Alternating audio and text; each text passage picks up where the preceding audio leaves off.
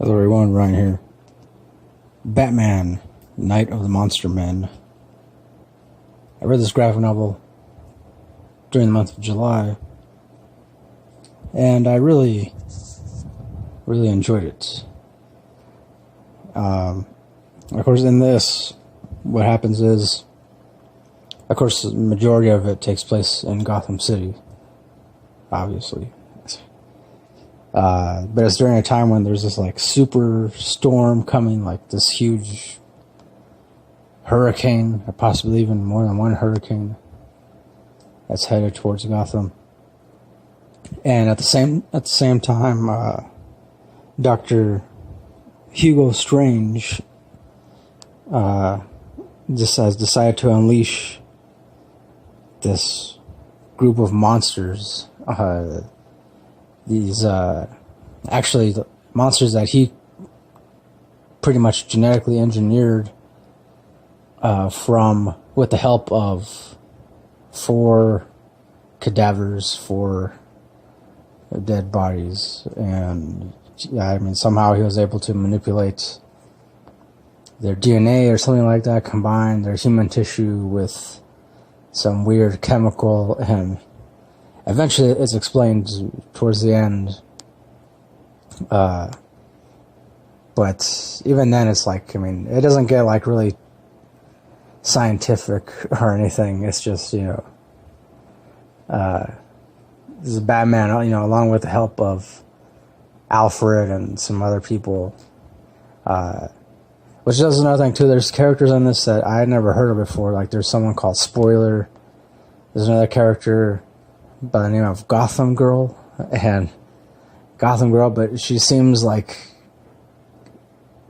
pretty much like a different version of Supergirl or Wonder Woman or something along those lines. And I never heard of her before, so, but she actually turned out to be a pretty cool character. So yeah, I don't know. Let me know if you've heard of Gotham Girl before too. So there's definitely a new character that I just found out about by reading this graphic novel. So anyways, as the story progresses, Batman, along with a couple of Batwoman, Nightwing, and others too, like Gotham Girl, there's another guy that goes by the name Spoiler. So what they do is they decide to evacuate, I would say pretty much the entire population of Gotham, and they decide to evacuate them because of the fact that these monster men they eventually start wreaking havoc throughout the city.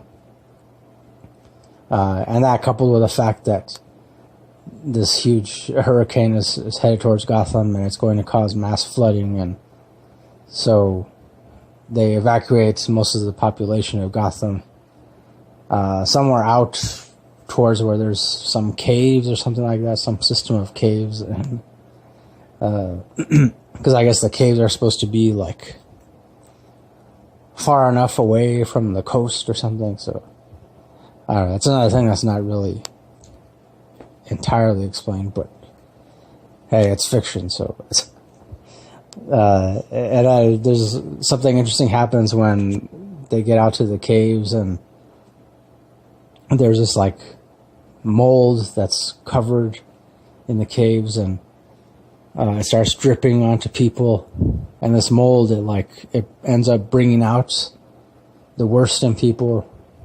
It makes people like give in to their fears and their hostilities and just negativity in general, and it takes a while, but eventually I want to say it's there's one of the other characters, Spoiler or someone, they figure out how to deal with this mold, and they have to do it by essentially like making it so hot that the mold can't survive. And so I guess mold needs a certain amount of moisture in order to continue to live and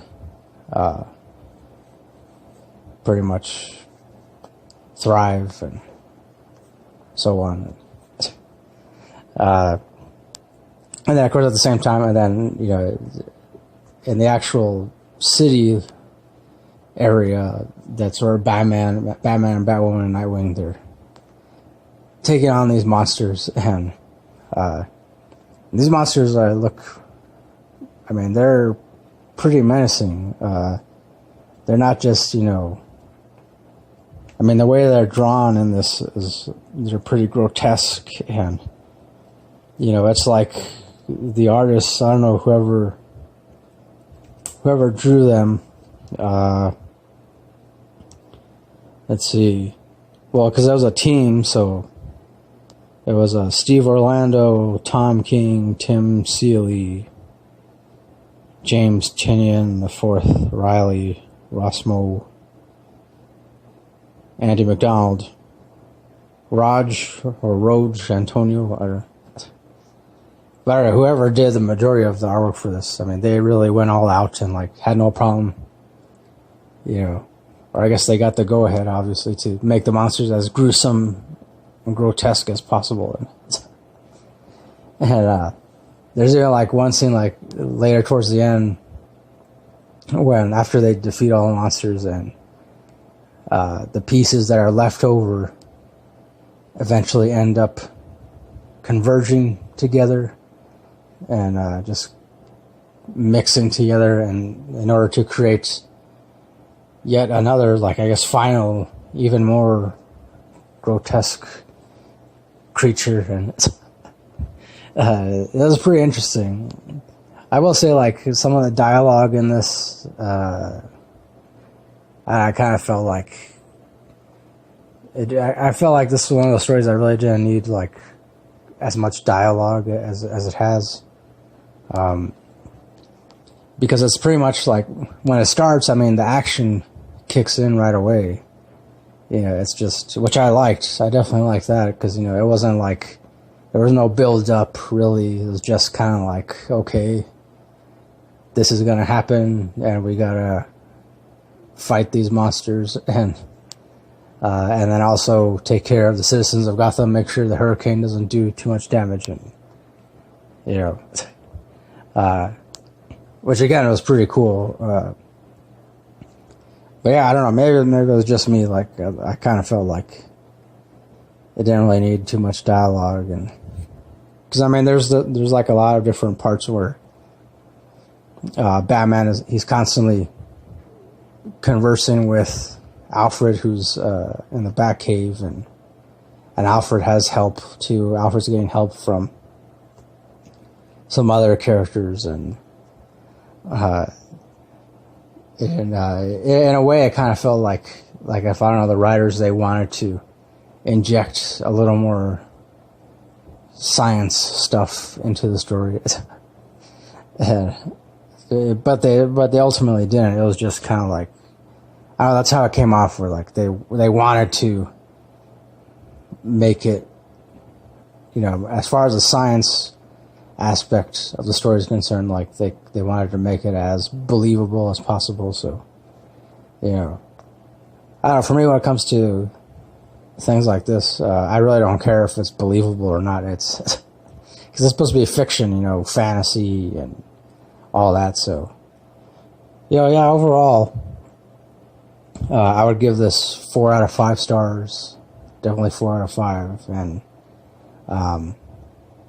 I would have given it 5 stars, but there's, like, really there's no twist to the story. There's no big climactic kind of ending. It's just, you know, it's just a lot of action. I mean, the action is good. I like, you know, again, the artwork, the way the monsters are illustrated, and then just seeing Batman, Batwoman, Nightwing, and the others take on these monsters, and pretty interesting. So, and so, yeah, that's why I give it 4 out of 5 stars.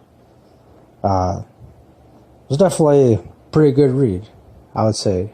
I got through it pretty quickly, so, you know, that's always a plus, I think. So yeah, that'll do it for my review of Batman, Night of the Monster Men. I recommend reading this if you're a DC Comics fan like me, if you're a Batman fan, or even if you're just like into horror stuff and like, you know, anything that has to do with grotesque monsters or creatures and all that. So yeah, I'll do it. Once again, I got 4 out of 5 stars. And thanks for watching. Thanks for listening. As always, till next time, don't forget, keep it real, keep on rocking, and peace.